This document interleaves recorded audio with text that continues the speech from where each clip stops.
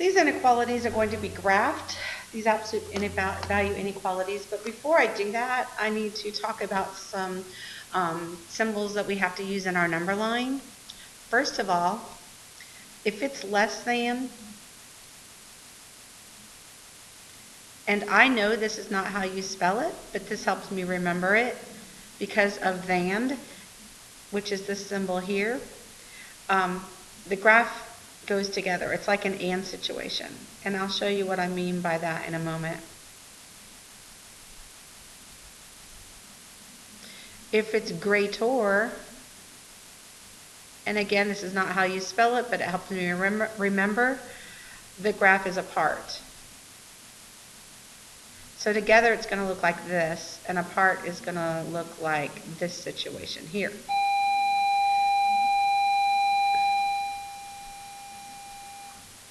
Also, if an inequality is not underlined, you use an open circle on the number line.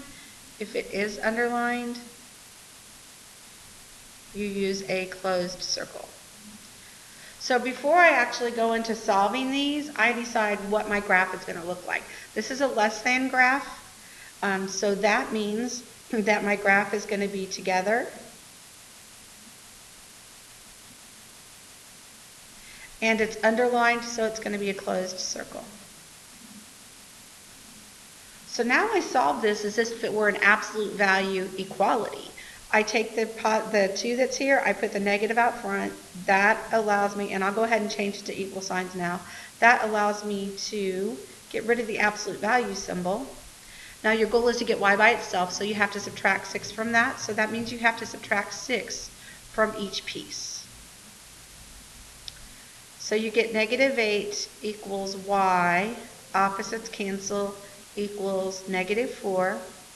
So to graph that on a number line, we would have -8 here and -4 here. And I already said you use closed circles, so you use closed circles at those 2 points. And then I said the graph goes together, so you graph it together, and that one's finished. Okay, the next one is greater, so it's apart. The inequality is not underlined, so you use an open circle when you graph it. Okay, so in order to get rid of the absolute value symbols, you take the -4 out front. You always do the opposite out front. Everything else just gets written down like it is.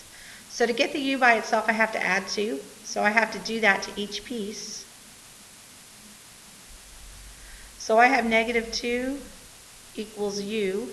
The opposites cancel, equals 6.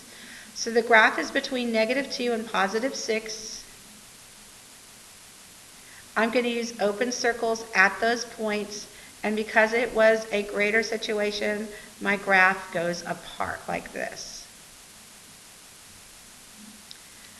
Okay, the next one, graph the inequality on the number line. This is greater, so it's another graph that's apart. And the inequality is not underlined, so I'm going to use an open circle. So you bring the 7, you make it a -7 out front. That lets you take the absolute value symbols away.